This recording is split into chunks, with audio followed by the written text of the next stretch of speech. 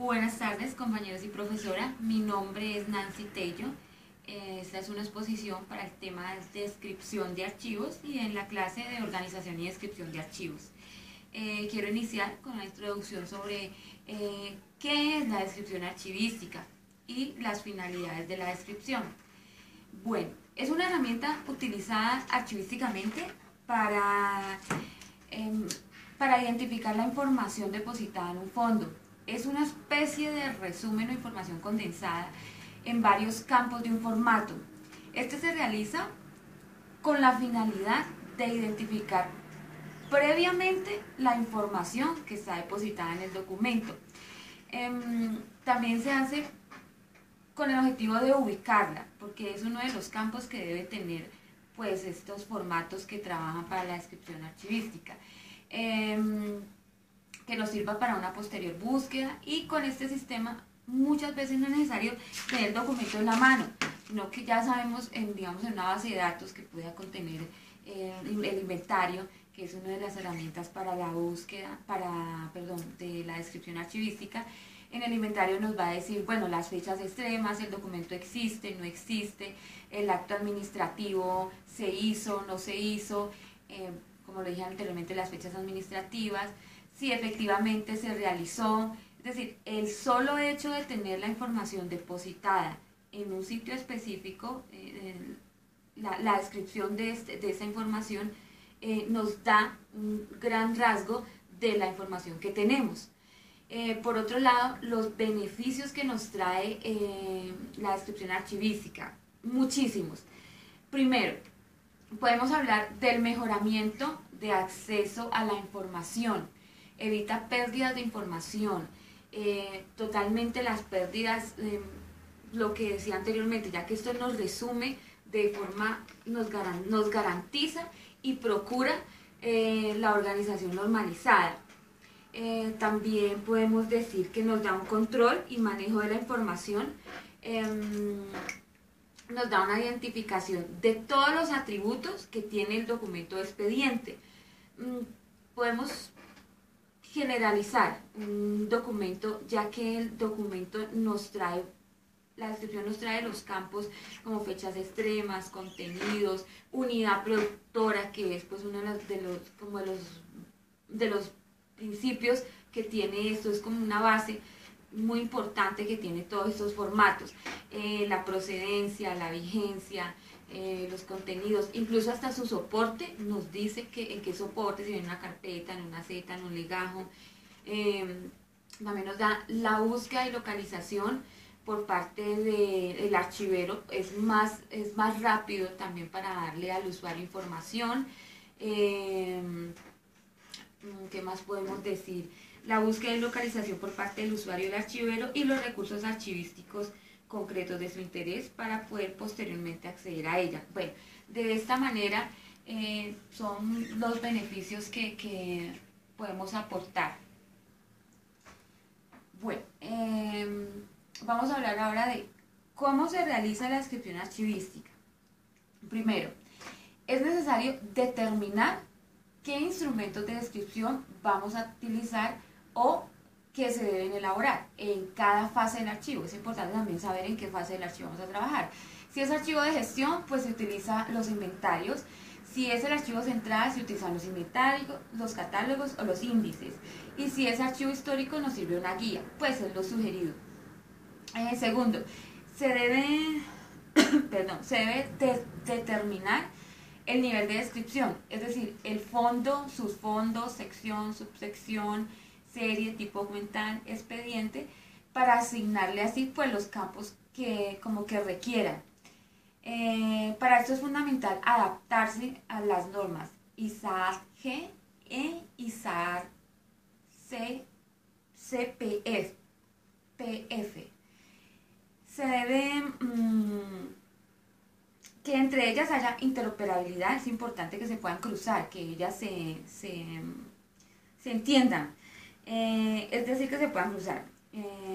También es necesario un software de gestión documental que nos permita acceder a las aplicaciones necesarias para los requerimientos del proceso. También se debe diligenciar completamente los campos.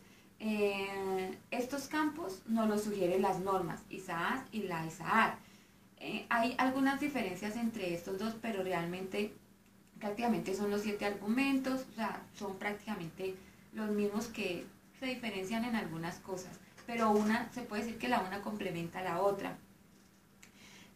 Seguimos con qué instrumentos se emplean en la descripción archivística y cómo se diligencian. Bueno, perdón, según el acuerdo 005 de marzo del 2013, en el capítulo 18, son censo, guía, inventario y catálogo. Son los instrumentos que más se utilizan, o los elementos que se utilizan para este tipo de procesos. El censo se identifica porque ahí se describe de manera general los datos básicos de orden territorial. Perdón. La guía describe de manera general los datos como la reseña histórica, la evolución institucional, la misión, funciones, objetivos, visión, alcances, series, fechas del soporte. Es algo mucho más especializado. El inventario es un instrumento muchísimo más amplio en cuanto a su recuperación. Él nos permite recuperar información. Anteriormente el inventario era el instrumento más usado porque nos daba muchísima información. Nos da los datos que conforman un expediente. Es muy completo. El catálogo es un instrumento que nos da, que nos da detalladamente los datos de una serie o asunto determinado. Me faltó una parte importante. Los índices es una lista alfabética o numérica de términos que contienen una referencia para su ubicación. Los índices son muy utilizados para bases de datos, para inventarios.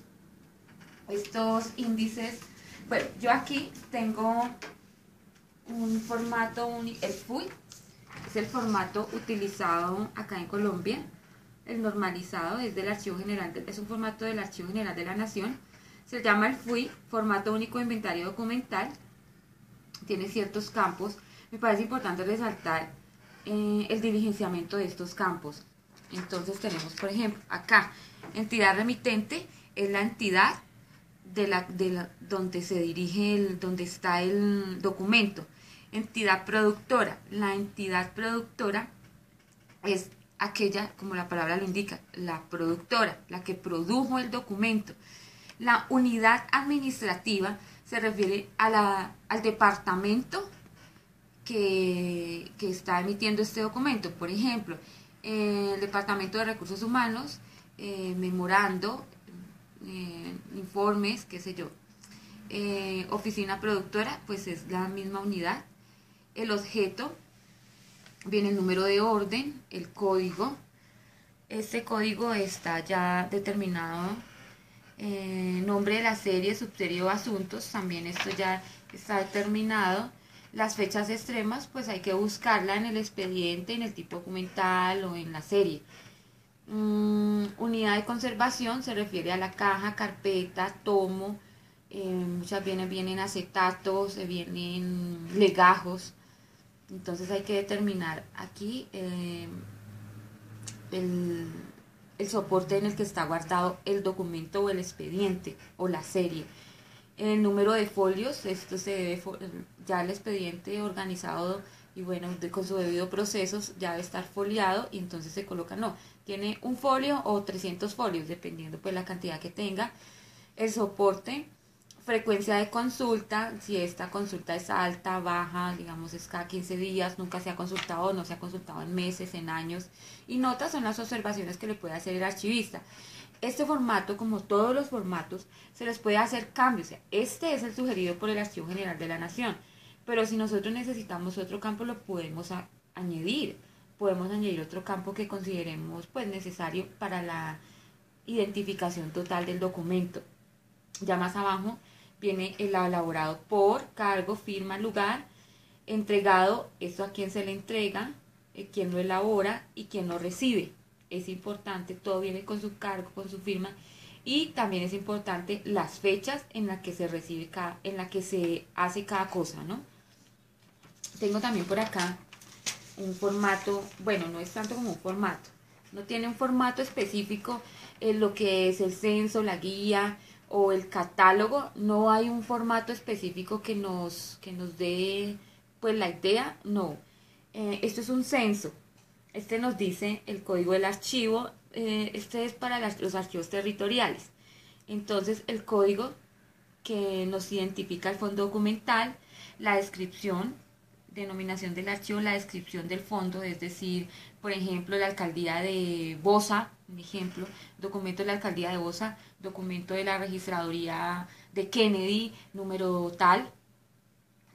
Descripción del fondo, descripción es todo lo que tiene el fondo, digamos, ese fondo tiene eh, actas de no sé qué, memorandos, correspondencia, dirección del archivo, donde está la dirección donde se encuentra ubicado exactamente el fondo, el municipio donde está ubicado también el fondo, el departamento de ubicación del fondo, la entidad de la que depende, es decir, por ejemplo, si es una registraduría, pues depende de la Registraduría Nacional del Estado. Fecha de fundación, pues la fecha en la que fue fundada esa registraduría, el horario de servicios, el tipo de acceso, cómo se accede a este fondo y el tipo de archivo, si son archivos históricos o en qué formato, bueno, toda esa información se debe depositar. Este es como un formativo que encontré para dar una muestra, una mejor muestra de lo que se puede hacer con el censo. Este también es tomado del Archivo General de la Nación. Bueno, ¿cuándo se utiliza un censo o cuándo se utiliza un catálogo? Es importante identificar cuando su objeto son los fondos, se propone una guía.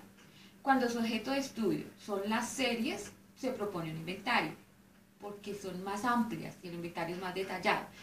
Y por último, cuando su objeto son los expedientes y los documentos, se propone un catálogo. La diferencia entre los dos tipos, entre todos los tipos de instrumentos, son la unidad archivística que se describe y el grado de detalle que necesitamos para esta descripción. Bueno, tenemos cuál es la estructura o los campos que deben contener estos instrumentos que se emplean en la descripción archivística. Bueno, vamos a partir de qué es lo que vamos a describir. Puede ser el fondo, la sección o subsección, serie, subserie o asunto del expediente.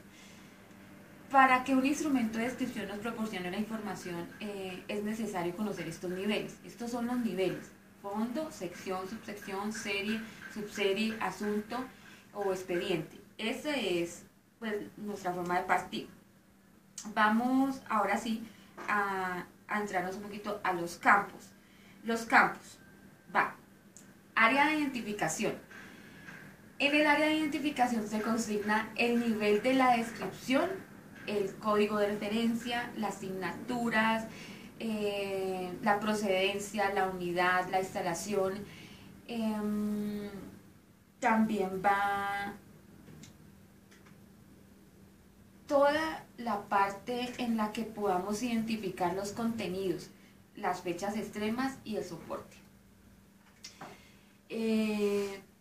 También podemos decir el área de contexto. El área de contexto, en este se registra el contexto, por decirlo de alguna manera, porque es el productor, la unidad administrativa, la unidad productora, las fuentes de información, la historia de custodia, la forma de ingreso. ¿Cómo ingresó este documento al archivo? Si fue por transferencia, por donación, por compra. Bueno, ya tenemos el área de contexto, área de contenido y estructura. El área de contenido es el lugar, bueno, va consignado el lugar de emisión, el alcance y contenido, criterios de valoración, selección, eliminación, organización, tipo de letra, tipología documental, tradición documental y el idioma. Vamos con el área de condiciones de acceso y utilización. Aquí se registra la situación jurídica, que es importante mencionarla, condiciones de acceso, derechos de autor, estado de conservación, el estado de conservación del documento, las características físicas y los requisitos técnicos y los instrumentos de descripción. Vamos con área de documentación asociada. Esta área se difunde, en esta área se difunde la ubicación de la documentación original, la asistencia de las reproducciones, si las hay, si sacaron otras, dónde están esas reproducciones y dónde está la original. También tenemos el área de notas, que es donde van las observaciones del archivista y las observaciones de los documentos anexos. Los descriptores y funciones de relación, que va los índices y la relación, todo lo que nos une a estos descriptores. Los descriptores que se mencionen, los cargos, los títulos, la profesión, la condición étnica, ¿qué más podemos decir? Aparte de, tiene que tener la identificación geográfica, el tipo de documento, la entidad, tema, asunto y también anexos. Tenemos también el área de control de la descripción, que en esta parte va la observación del archivero, la normatividad utilizada y las fechas de descripción, que es la última parte.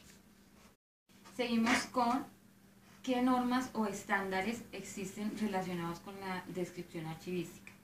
Bueno, hay varios. Está el que antes ya mencioné, que es el Acuerdo 5 del 2013, 005 del 2013.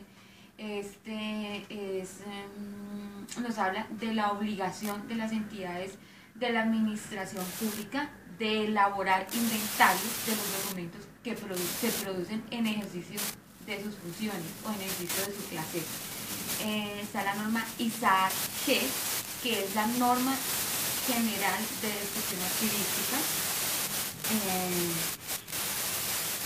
Esta norma es una guía general que sirve para orientar las descripciones archivísticas.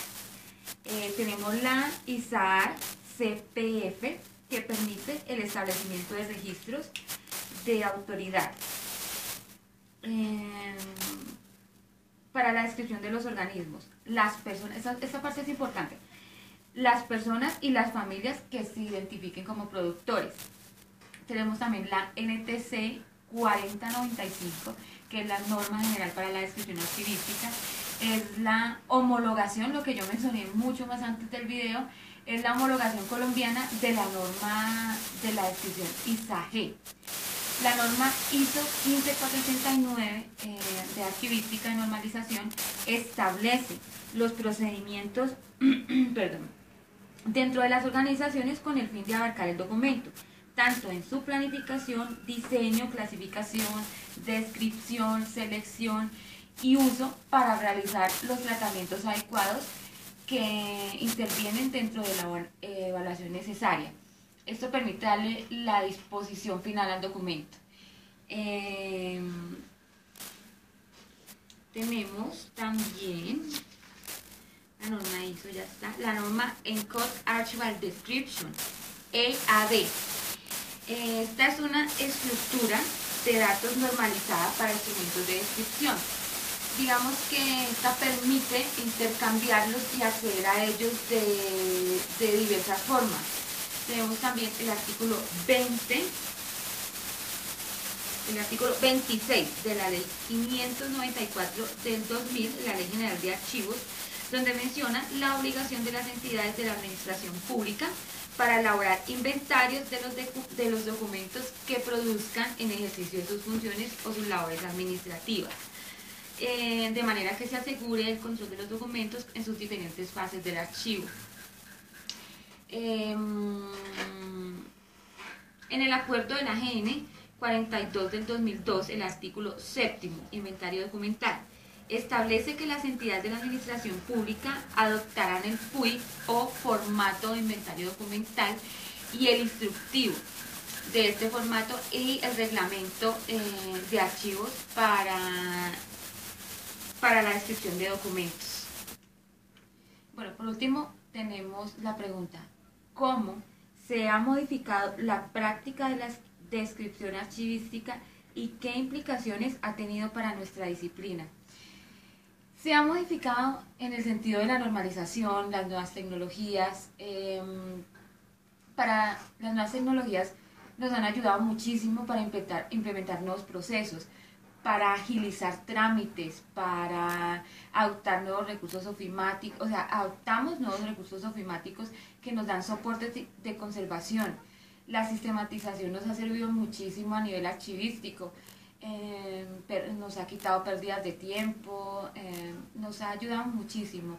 Las normas que incluyen el diligenciamiento de muchos formatos son también nuevas, ¿no? Teniendo en cuenta que, por ejemplo, aquí en Colombia esto es una profesión nueva, y no es ni siquiera muy bien conocida. También podemos decir que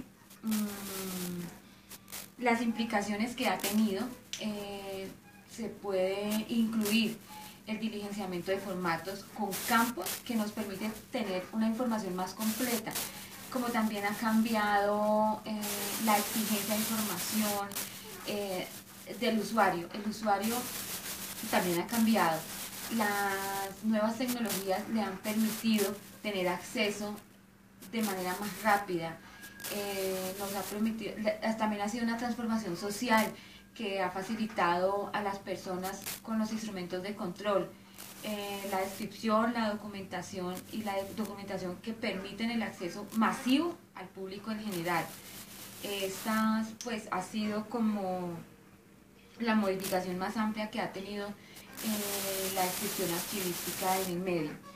Bueno, compañeros y profesores, espero me hayan entendido un poquito, me enredé un poquito en algunas cosas, pero pues espero me haya hecho entender. Muchísimas gracias y hasta una próxima oportunidad.